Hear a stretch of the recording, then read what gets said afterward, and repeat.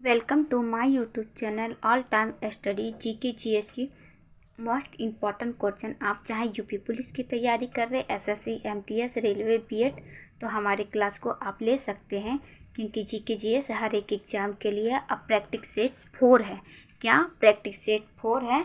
अगर first second third आप नहीं देखे हैं तो पिछला क्लास में जाके फर्स्ट सेकंड थर्ड आप देख लीजिए। एसएससी एमटीएस वाले बच्चे क्लास को ज़रूर लें, क्योंकि अप्रैल में आपका पेपर है। और आज तुम लोग जल्दी जल्दी मत करना, जल्दी जल्दी करवा के मैम जल्दी जल्दी जल्दी 15 मिनट की क्लास रहती है, 10 से 15 मिनट, उसमें भी तुम लोग जल्दी जल्दी करते हो।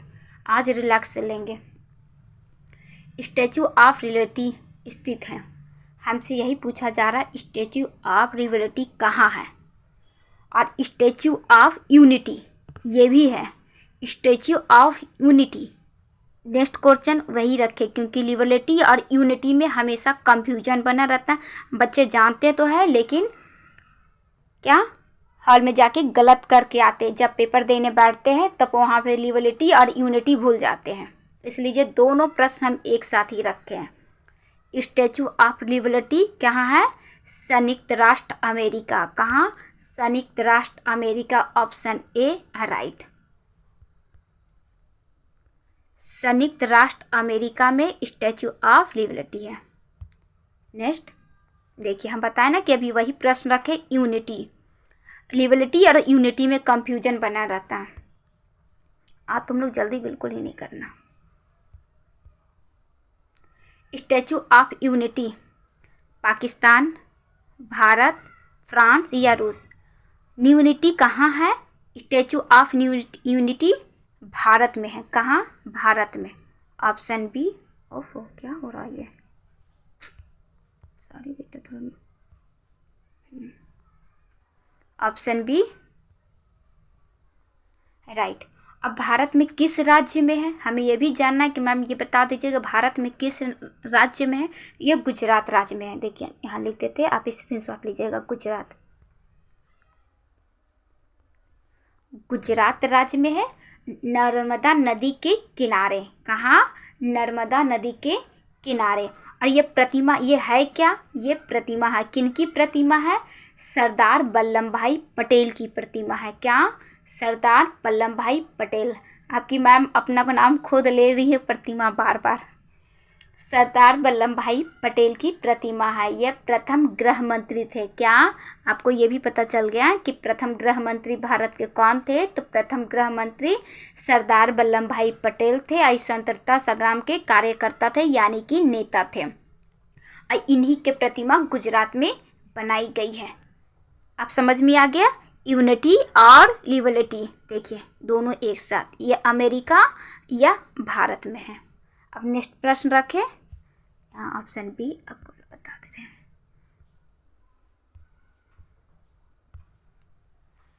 भारत में सभी केंद्रीय मंत्रियों को द्वारा नियुक्त किया जाता है। हमसे यही पूछा जा रहा है कि सभी मंत्रियों को किन के द्वारा नियुक्त किया जाता है? गृह मंत्री, राष्ट्रपति, उपराष्ट्रपति या प्रधानमंत्री? तो भारत में सभी मंत्रियों को, सभी केंद्रीय मंत्रियों को, सभी मंत्रियों को नहीं, सभी केंद्रीय मंत्रियों को राष्ट्रपति द्वारा किया जाता है। क्या? राष्ट्रपति द्वारा। ऑप्शन बी राष्ट्रपति द्वारा तो नियुक्त किया जाता है, लेकिन इनका प्रमुख कौन होता है? इनका प्रमुख प्रधानमंत्री होता है। क्या? प्रधानमंत्री। हमें लिखते हैं प्रधानमंत्री। इनका प्रमुख प्रधानमंत्री और केंद्रीय मंत्रियों की नियुक्ति राष्ट्रपति द्वारा होता है। नेक्स्ट प्रश्न, कोई दिक्कत नहीं है ना? आराम आराम रिलैक्स से पढ़ाने दो। ऑस्ट्रेलिया की राष्ट्र मुद्रा क्या है? ऑस्ट्रेलिया की राष्ट्र मुद्रा क्या है? ऑस्ट्रेलिया डॉलर, यूरो या टका? तो ऑस्ट्रेलिया की राष्ट्र मुद्रा ऑस्ट्रेलिया डॉलर है। आपको तो देख के ही पता चल गया होगा। Option A right. मैम ये भी बता दीजिए, यूरो कहाँ का है और टका कहाँ का है? टका बांग्लादेश का है और यूरो बेल्जियम का है। यहाँ पे लिख दें,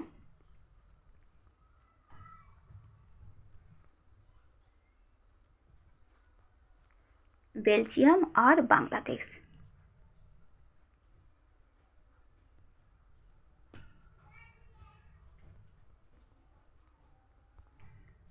बेल्जियम और टका बांग्लादेश का मुद्रा है। ऑस्ट्रेलिया का मुद्रा ऑस्ट्रेलिया डॉलर। नेक्स्ट प्रश्न ऑप्शन ए हम बना दें। 1911 में दिल्ली राजधानी बनने से पहले इनमें से कौन सा शहर भारत की राजधानी थी? 1911 में दिल्ली राजधानी बनने से पहले इनमें से कौन सा शहर भारत की राजधानी था? इंदौर, शिमला, कोलकाता या बेंगलुरु? या कोलकाता था। क्या? Kolkata. Option C right. Delhi की राजधानी अभी कहाँ है? भारत की राजधानी अभी कहाँ है? दिल्ली में, लेकिन इससे पहले कोलकाता में था। कहाँ? पहले कोलकाता, उसके बाद दिल्ली। नेक्स्ट प्रश्न, निम्नलिखित में से कौन सा एक रेडियोधर्मी धातु है? हमें यह भी जानना जरूरी है कि रेडियम की खोज किसने की है। नेक्स्ट क्वेश्चन यही रखे हैं हम। निम्नलिखित में से कौन सा रेडियोधर्मी धातु है? आयोडीन, रेडियम, क्रोमियम या लिथियम? तो रेडियम है। क्या? Radium. Option B right. Next प्रश्न, रेडियम की खोज किसने की? रेडियम की खोज किसने की थी? इसलिए ये दोनों प्रश्न हम एक साथ ही रखें, आगे पीछे। मैडम क्यूरी ने, रदरफोर्ड ने, जे थॉमसन ने। जे थॉमसन तो क्या क्या है? इलेक्ट्रॉन की खोज। मैडम क्यूरी ने रेडियम की खोज की है। क्या? मैडम क्यूरी ने रेडियम की खोज। Option A right. कब की है ये भी मैम बता दीजिए कि कब की है। यहाँ लिख दे 21 दिसंबर 1898। क्या? 21 दिसंबर 1898 ने, अब सुनिए, 21 दिसंबर 1898 में मैडम क्यूरी ने अपने पति के साथ मिलकर, क्या? अपने पति के साथ मिलकर रेडियम की खोज की थी। अब रेडियम का यूज किस लिए किया जाता है? तो रेडियम का प्रयोग कैंसर के रोग को दवा बनाने के लिए किया जाता है। क्या? कैंसर की रोगियों के लिए दवा बनाने के लिए रेडियम का प्रयोग करते हैं हम। अब आपको समझ में आ गया ना। कोई ज़रूरी नहीं है कि जो क्वेश्चन हम यहाँ पे छाप के दिए वही बैचलर आपसे पूछेगा। जो हम बता रहे हो सकता है वो भी पूछ सकता है कि किसने की खोज, कब ये खोज कब हुआ, किसके लिए प्रयोग किया जाता है। तो आपको ये पता चल गया कि प्रयोग किसके लिए? कैंसर की दवा बनाने के लिए। कब हुआ था इनकी खोज? 21 दिसंबर 1898 में हुआ है। ठीक। अब नेक्स्ट प्रश्न, टीपू सुल्तान के पिता कौन थे? टीपू सुल्तान के पिता कौन थे? हैदर अली, बाबर, शेरशाह सूरी, दीन इलाही? आपको एक क्वेश्चन में हम इस तरह बता देते बेटा कि बैचलर चाहे जैसे भी पूछ ले, आप आंसर देने के लिए तैयार रहेंगे। कोई ज़रूरी नहीं है कि वही छपा छपाया वो आंसर देगा। और आजकल तो घुमाने फिराने वाला की तो एकदम सिस्टम ही चल गया है कि आंसर सीधा सीधा नहीं, वो घुमा फिरा के पूछता है, क्योंकि आपको खुद वो उलझाना चाहता है कि आप ना निकाल पाइए पेपर। नेक्स्ट प्रश्न, हैदर अली टीपू सुल्तान के पिता थे। कोली नृत्य किस राज्य का लोकप्रिय नृत्य है? कोली नृत्य किस राज्य की लोकप्रिय नृत्य है? कल हम ढल्लो नृत्य के बारे में बताते हैं। हम हर क्वेश्चन में एक नृत्य जरूर रखेंगे, क्योंकि पेपर में एक नृत्य, आप जीडी के पेपर में देखिए हर रोज एक मतलब एक नृत्य का क्वेश्चन आना ही आना था। कोली नृत्य किस राज्य की लोकप्रिय नृत्य है? तो यह महाराष्ट्र का है। कहाँ? महाराष्ट्र का। और ढल्लो कल बताए थे वो गोवा का था। Option B right. नेक्स्ट प्रश्न,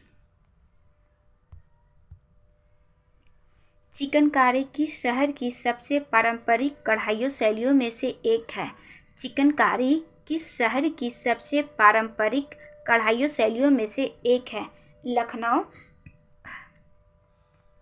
लखनऊ, अमृतसर, हैदराबाद या जयपुर? या लखनऊ को जाना जाता है चिकनकारी के लिए। किसको? लखनऊ को। ऑप्शन ए है राइट। नेक्स्ट प्रश्न, वायुमंडलीय दबाव को मापने के लिए निम्नलिखित में से कौन सा उपकरण का उपयोग किया जाता है? वायुमंडलीय दबाव को मापने के लिए निम्नलिखित में से कौन सा उपकरण का उपयोग किया जाता है? एनीमोमीटर, बोलोमीटर, बैरोमीटर या इनमें से किसी का भी नहीं। हम एक एक करके तीनों बता देंगे कि कोई ज़रूरी नहीं है कि जो हम बोल रहे वही होगा, हो सकता ऑप्शन में और 3 है इसी के बारे में वो पूछ लें, इसलिए हम तीनों के बारे में बता रहे हैं। आज हमसे पता नहीं क्या क्या हो रहा है। एनीमोमीटर यहाँ लिख दे, स्पेस है। हवा की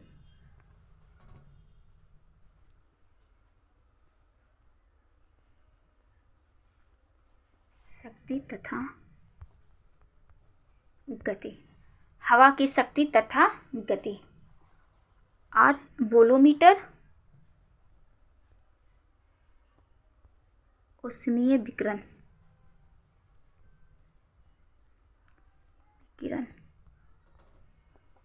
बोलोमीटर ऊष्मीय विकिरण, हवा की गति, एनीमोमीटर हवा की गति तथा हवा की शक्ति तथा गति को नापने के लिए। और वायुमंडलीय को दाब किससे नापा जाता है? बैरोमीटर से नापा जाता है। क्या? बैरोमीटर से, ऑप्शन सी राइट। नेक्स्ट प्रश्न, बैरोमीटर से वायुमंडलीय दाब को नापा जाता। अब बेटा सब्सक्राइब की, अभी क्वेश्चन की संख्या खत्म नहीं हुई है, भाग मत जाना। सब्सक्राइब की संख्या बहुत कम है, प्लीज़ सब्सक्राइब की संख्या बढ़ाइए। हमारा परिवार बहुत छोटा है, प्लीज़ थोड़ा थोड़ा खींच के आप लोग लंबा कीजिए। हम सब एक परिवार है ना। भारत में राष्ट्रीय स्तर पर शहीद दिवस कब मनाया जाता है? भारत में राष्ट्रीय स्तर पर शहीद दिवस कब मनाया जाता है? 23 मार्च, 21 अक्टूबर, 30 जनवरी या 19 नवंबर। तो शहीद दिवस हम कब मनाते हैं? 30 जनवरी को मनाते हैं, ऑप्शन सी राइट। अब 30 जनवरी को हम क्यों मनाते हैं मैम ये भी बता दीजिए। तो 30 अब ध्यान से सुनना, 30 जनवरी 1948, क्या 1948 को महात्मा गांधी जी को नाथूराम गोडसे के द्वारा गोली मारकर हत्या कर दी गई थी, जिस कारण से हम 30 जनवरी को शहीद दिवस मनाते थे, क्योंकि महात्मा गांधी हमारे राष्ट्रपिता थे। क्या? हमारे राष्ट्रपिता थे। तो 30 जनवरी को उनको नाथूराम गोडसे द्वारा 1900 में लिख दे क्या 1948 और 1947 में हम आज़ाद हुए थे। कब भारत आज़ाद कब हुआ था?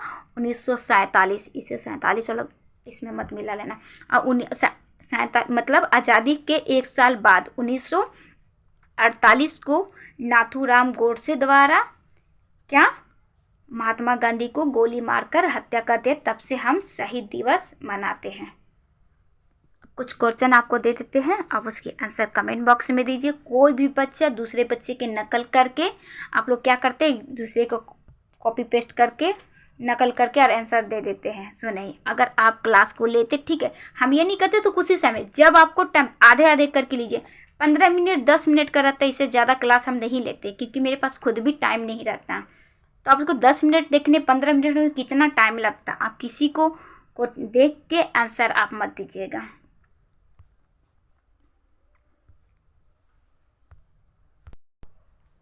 चिकनकारी किस शहर की सबसे पारंपरिक कढ़ाई शैलियों में से एक है? लखनऊ, अमृतसर, हैदराबाद या जयपुर। नेक्स्ट, वायुमंडलीय दाब को मापने के लिए निम्नलिखित में से कौन सा उपकरण उपयुक्त किया जाता है? Anemometer, barometer, bolometer, barometer. Anemometer और बोलोमीटर दोनों के बारे में आपको बताना, ये तीनों के बारे में। एक का ऑप्शन तो आपको यही मिल जाए वायुमंडलीय दाब का, ये दोनों को भी बताना है, क्योंकि हम अभी जस्ट बताए हैं, मिनट 2 मिनट पहले हम जस्ट बताएं, इसलिए ये क्वेश्चन को हम सबसे आगे रखे हैं कि देखते हैं कि आप सुनते भी हैं भी कि नहीं। एनीमोमीटर किसके लिए प्रयोग किया जाता है और बोलोमीटर किसके लिए प्रयोग किया जाता है, अभी हम आपको लिख भी दिए थे यहीं पे, आप कमेंट बॉक्स में लिखना है। भारत में राष्ट्रीय स्तर पर शहीद दिवस कब मनाया जाता है? भारत में राष्ट्रीय स्तर पर शहीद दिवस कब मनाया जाता है? 23 मार्च, 21 अक्टूबर, 30 जनवरी या 19 नवंबर। अब क्लास को हम यहीं पे रोकते हैं बेटा। और क्या बोले, बाय बाय टाटा? नहीं, अब जल्दी से सब्सक्राइब की संख्या थोड़ा बढ़ाइए। अटेंडेंस लगाना नहीं, अटेंडेंस का मतलब लाइक करना मत भूलिएगा जब वीडियो क्लास में आप आते हैं, क्लास को देखते हैं, क्योंकि क्लास आप ऑफलाइन देखते हैं। जब क्लास को देखते हैं तो प्लीज़ अटेंडेंस लगा लिया कीजिए और सब्सक्राइब की संख्या बढ़ाइए, बहुत कम है। आप कहते होंगे कि मैम बार बार एक ही बात को रिपीट करती हैं सब्सक्राइब बढ़ाने के लिए, क्योंकि हमारे परिवार अभी बहुत छोटा है, इसलिए कहते हैं।